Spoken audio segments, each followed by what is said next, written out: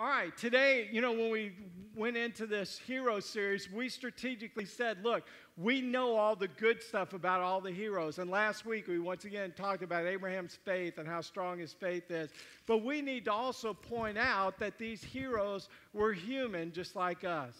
And today, we're going to look at Moses and his lack of leadership and his lack of faith. And because of that, the discipline that God brought upon the nation of Israel. How many of y'all grew up in a home where corporate discipline was practiced? Huh?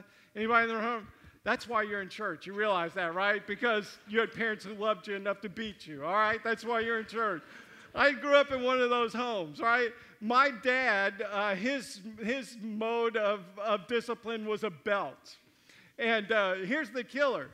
He had this belt. He never wore it. His spanking belt, he never wore. He hung it up on the door of his bedroom door, so every time the door opened and closed, that buckle would hit the door and remind us it was there, right?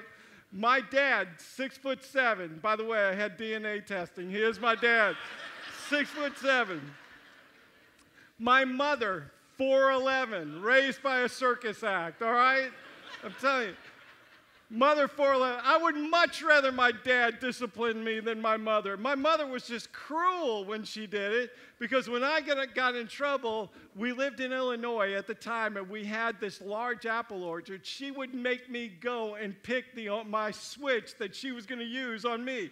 She was a switch person, right? And I had to go get the switch and bring it to her for her to use on me. And by the way, it better be big enough. I mean, if I came back with a little twig, I was back getting another switch, and I was going to get it twice as bad, right? Well, today what we're going to see is God's going to bring his discipline on the nation of Israel. He's not going to use a belt. He's not going to use a twig or a stick. But his is going to be much harsher. For 40 years, the Israelites are going to find themselves wandering in the desert because of God's discipline. And because primarily of Moses' lack of leadership. In top of your notes there, look at what 1 Corinthians 10:6 says. Now, Paul had just talked about the experiences we're going to look at today, and here's what he says about them. He says, now these things occurred as examples to keep us from setting our hearts on evil things as they did. Here's what Paul is saying.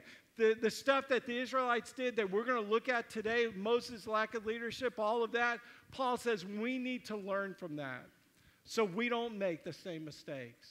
And my hope and prayer is that's what we do today, is we learn from the wilderness wandering, which was, and by the way, when I say the wilderness in this context, the wilderness wandering, that's synonymous with God's discipline. When we find ourselves in the wilderness, we find ourselves under God's discipline. So in our notes, let's kind of define that, what wilderness wandering means. It means this: when the consequence of sin impact a huge area of our life for a significant length of time. When the consequences of sin impact a huge area of my life for a significant period of time. Now notice I didn't say the consequences of my sin. It might be my sin, but it may not, and we'll look at that in just a few minutes. Now, let me do the backstory to get us to where we are today to kind of understand a little bit more about this. We know that God called Moses at the burning bush to go and lead the Israelites out of captivity in Egypt. But whenever God called Moses from the bush and said, Moses, I want you to be my leader to go speak to Pharaoh, what was Moses' response? No. Not me. I can't. I'm slow to speech. I stutter. I'm not the guy. And he starts bargaining with God and so finally God said, okay, your brother Aaron, we'll let him go with you, and he'll kind of be your spokesman. So you know the story. They go to Egypt. They confront Pharaoh, the 10 plagues, and then they leave there, and the next we find them at the Red Sea. And they're there, and if you think about this, there's this big delta that has come out, 2 mountains, and then a passageway to get. So they're standing there, Red Sea to their back. They're standing on this delta, huge mountains, this one passageway. The Egyptian army is after them. God blocks them off by a wall of fire, and while they're there, Charlton Heston turns around, raises the stick, does his whole thing. The waters part, they walk through on dry land, get to the other side. The Egyptian army comes in there. The wall of water comes down on them, wipes out the Egyptian army. They keep going, they need water. The water is bitter. Moses takes a log, throws it in the bitter water, it becomes sweet.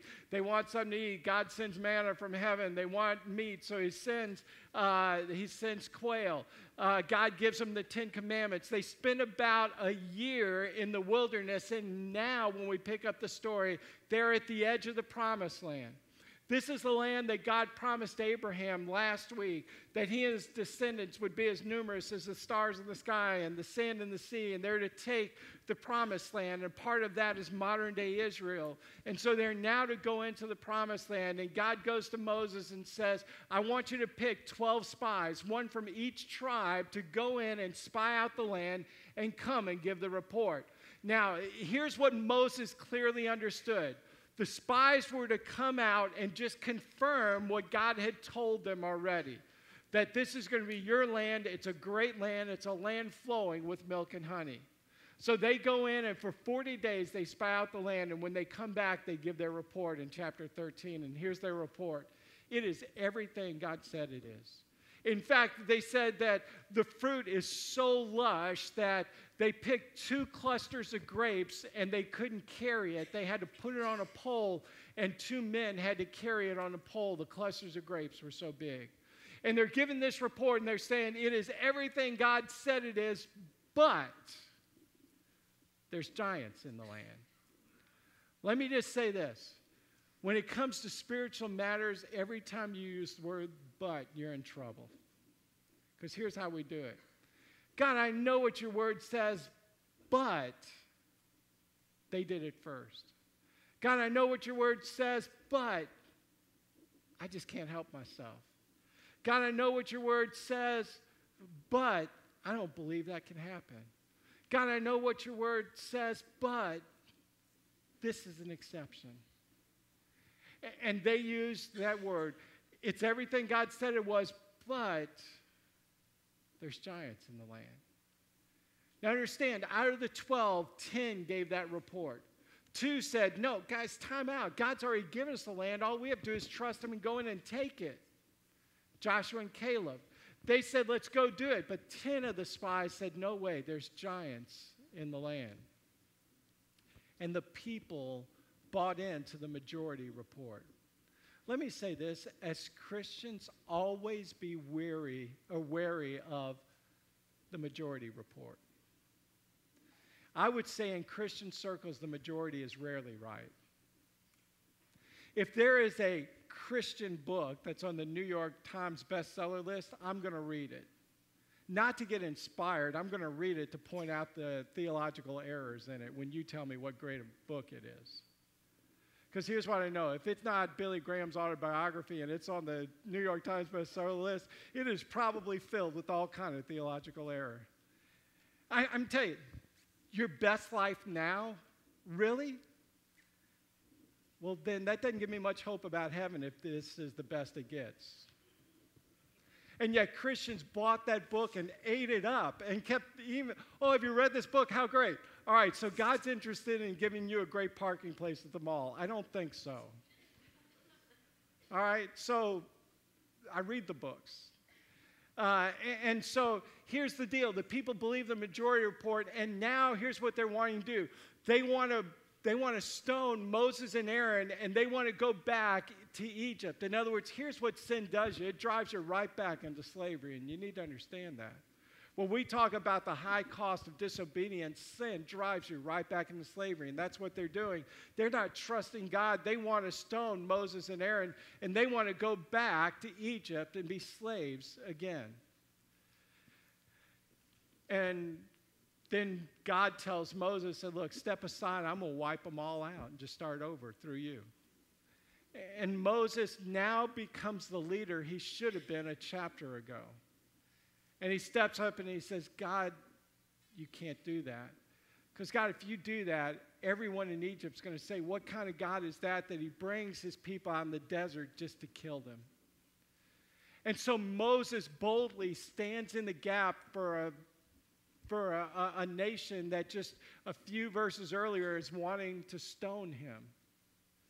And then we pick up in Numbers chapter 14.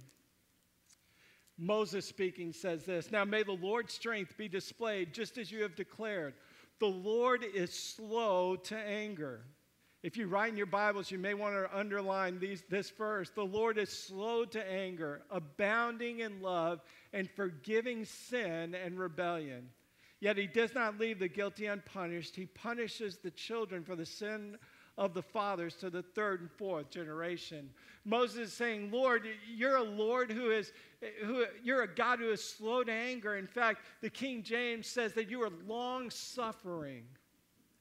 If you go down to verse 22, here's how God responds to Moses. He said, yeah, but Moses, these folks have tested me 10 times. This isn't the first time. Remember that whole incident when they complained about water? Remember when they said they wanted to go back in slavery because they didn't have the food? Remember how I provided quail and manna? Remember when you were up on the mountain getting the 10 Commandments and your brother was down there leading the entire nation in this hedonistic worship of this golden calf? He said, over and over they've disobeyed me. Over and over they've turned their backs on me. This is the 10th time, and because of that, Moses, here is their discipline.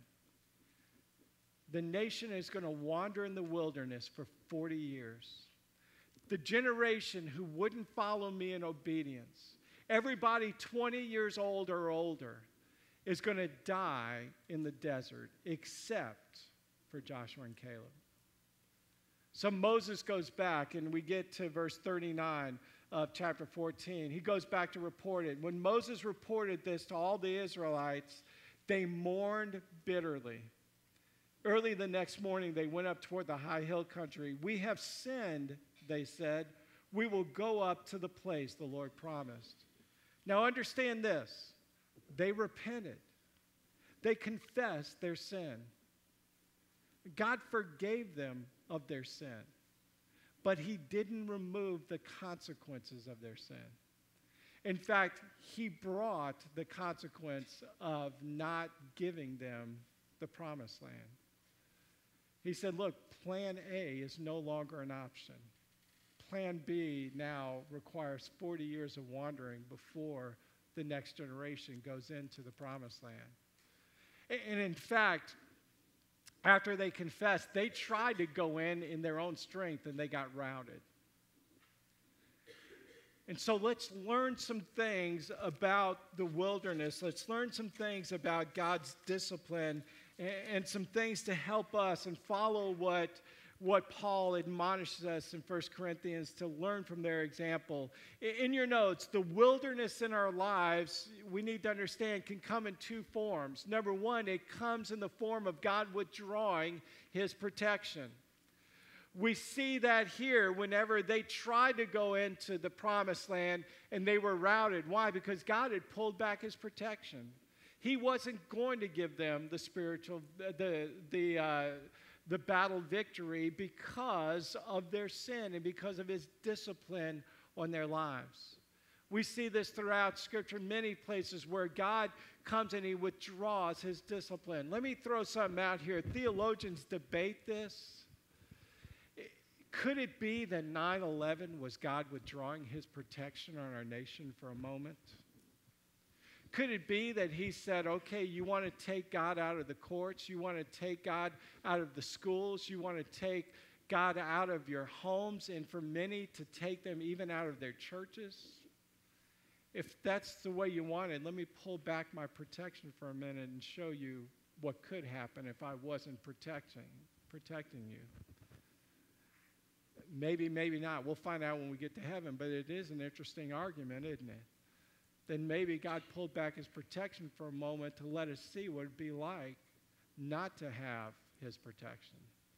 Sometimes the wilderness comes by God drawing back his protection. Sometimes the wilderness comes by God's discipline in our lives. For the Israelites, it was 40 years of wandering in the wilderness. That would be God's discipline on his life, on their lives, that wilderness wandering.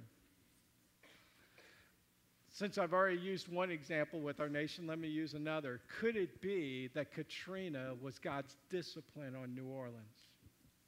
Let me tell you, I love New Orleans. I'm from New Orleans. I wouldn't use this illustration if I was from Wichita. All right, I'm from New Orleans. And I love to eat in New Orleans, any chance I get, right? But New Orleans has some very dark, demonic places, unlike any place else in America I can think of. And could it be that possibly God was bringing his discipline on that city? Think about this. You have the Dominican Republic and Haiti. Dominican Republic, generally considered a Christian nation. We've taken mission trips there with our students. We've seen incredible work that's gone on for the gospel in Dominican Republic. Right next to it, Haiti. Many say sold their soul to the devil. Definitely a more mystical, spiritual, evil culture. An earthquake hits the island, almost destroys one side, and the other side's left alone. Could that be God's discipline? Oh, Chuck, you can't really believe that. You can't really. Here's what I would say. Whether it is or not, here's what I know. You take that story, you put in the Old Testament, we buy into it. We don't have any problem with that if we read it in the Old Testament. So God does discipline.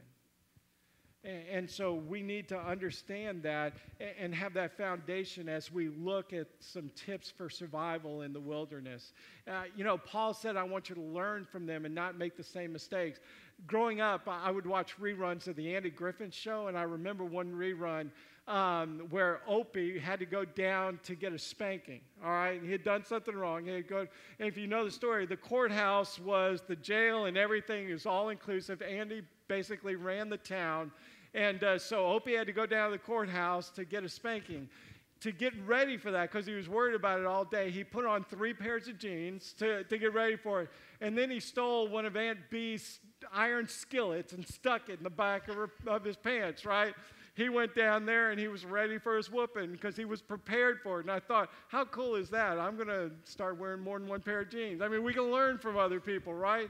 And so that's what Paul wants to do, is learn from this wilderness wandering. And in your notes, here's some things that I want us to understand. Number 1, when you find yourself in the wilderness, don't always assume that the wilderness is God's discipline.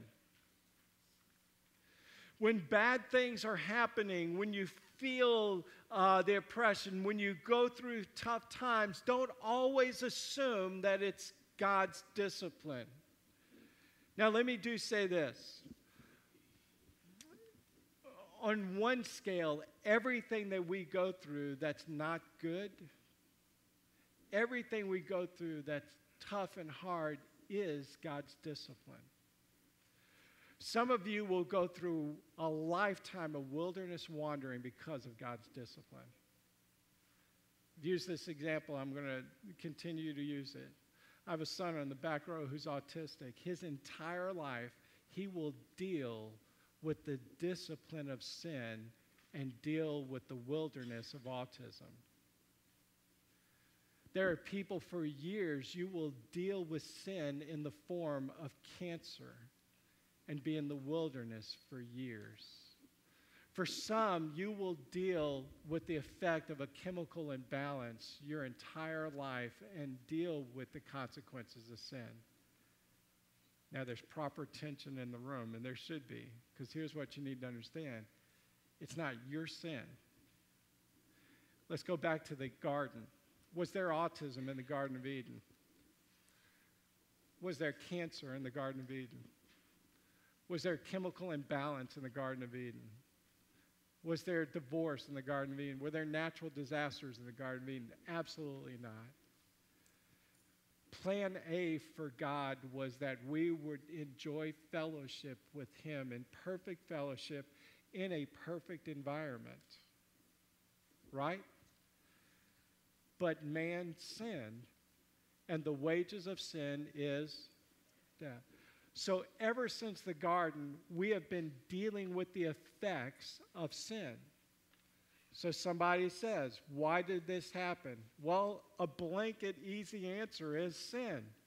If something bad has happened and you give the answer sin, you're always right. Okay? Just understand that.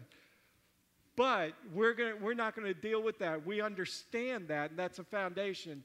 But if you find yourself in wilderness wandering, understand it's not always your sin. Sometimes, and we see in this story, sometimes you go through the wilderness because of God's protection in your life, in your notes. Sometimes it's for God's protection that you go through the wilderness. It's for our protection. Let me give you the example. When they left Egypt, there was a direct route to the promised land. But God didn't bring the Israelites on the direct route to the promised land. You know why? Because there were established nations on that route, and God, it's there in your notes. You can read those verses. God said, if I bring them that way, then these nations may come out and war against them, and they may get discouraged or defeated. So I'm going to protect them and not take them the direct route. I'm going to take them through the wilderness. And it was for their protection out of his love. Sometimes we find ourselves in the wilderness for preparation. I got to believe that if I was standing there and I saw God spread the Red Sea so that I could cross over on dry land, and I could see how he had built this wall between me and the enemy and only took that wall down after we were a good distance away, and I saw how the water had come down on my enemies, I would have to stand there and go, I have a God big enough to do anything. And he was preparing them through that event to say, don't fear the battle you'll have when you get to the promised land. I'm big enough to win the battle for you. Obviously, they didn't learn the lesson. Not all of them.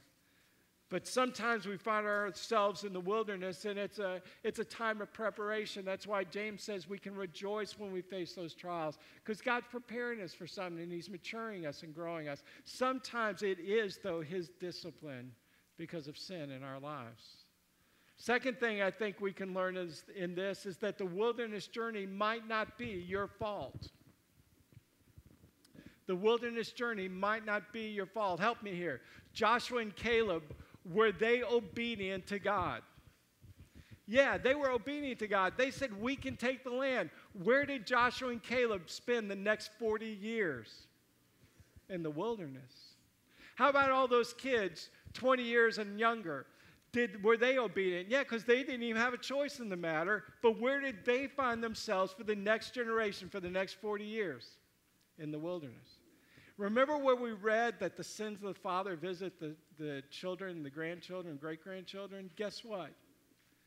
The children of that generation that rebelled and said no, they dealt with the sin of their parents' generation. Not only did they wander for 40 years, but then when they got to the promised land, they had to fight battles that their parents were supposed to fight. Their parents were supposed to have already won the victory. They were supposed to be sitting back drinking iced tea, enjoying the promised land. Instead, they're having to fight battles that their parents should have fought for them. Let me tell you, sin is costly. Not just to you, but to the generations that follow.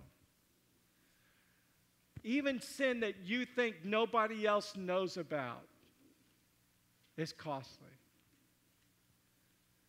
There is a high cost to disobedience.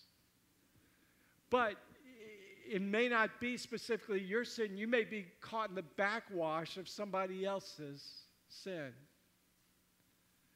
As a nation, if we keep walking down the path that we do, we're going to find ourselves smack dab in the middle of God's wilderness.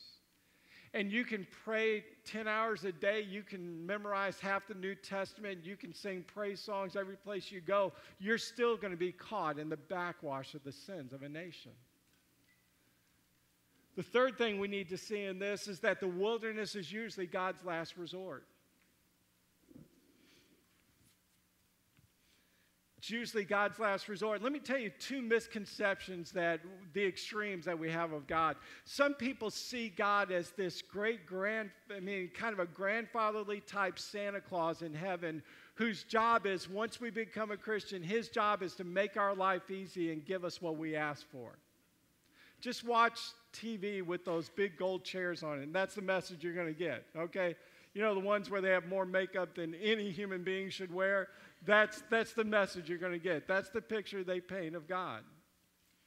But then come on the other side, there's a group over here that they believe that God really is Clint Eastwood saying, make my day. Mess up so I can zap you and show you my power, right? And here's the truth. Neither one of those are right.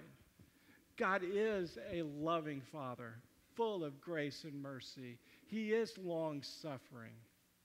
But he is also a holy and just God and must deal appropriately with sin. And so what we need to understand is that it's the wilderness experience is God's last resort. We already saw it. He said 10 times they've tested me. 10 times they've tried me. And then the last thing I want to see is this. Even in the wilderness, God provides and he protects. Even in the wilderness, God provides and he protects. Moses, when we get to Deuteronomy, he's giving his farewell speech to the Israelites. And once again, he's becoming the leader he should. And he wants to finish well, and he wants to leave them with wise counsel. And notice what he says in Deuteronomy 2:7. The Lord your God has blessed you in all the work of your hands. He has watched over your journey through the vast desert. These 40 years, the Lord your God has been with you, and you have not lacked anything. Here's what Moses is saying. Even in the midst of the wilderness, even in the midst of God's discipline on your life, he provided and he protected. 40 years you didn't lack anything. He fed you. He gave you. You know, if you keep reading, here's what it says. 40 years and their shoes didn't even wear out. I don't know about y'all. I got through a pair of shoes in 4 months. Their shoes lasted 40 years. Their clothes lasted 40 years because God provided for them in the wilderness. What's the takeaway? Number one, it's this. Obedience is always best, and sin is always costly. God's given us his plan for our lives, and he's given us direction in our lives, and the best is to walk in obedience to his commands. Number two, you can find yourself in the wilderness even when it's not your fault. And yet in the midst of that wilderness, God will provide and he'll protect. Some of you in this room today, you're in the wilderness. And you haven't even identified it until now. Some of you, you've been living with this oppression and depression. And you need to understand it's a sin that put you there, and God's discipline is on your life, and he's not going to bring joy to your life until you give up that sin.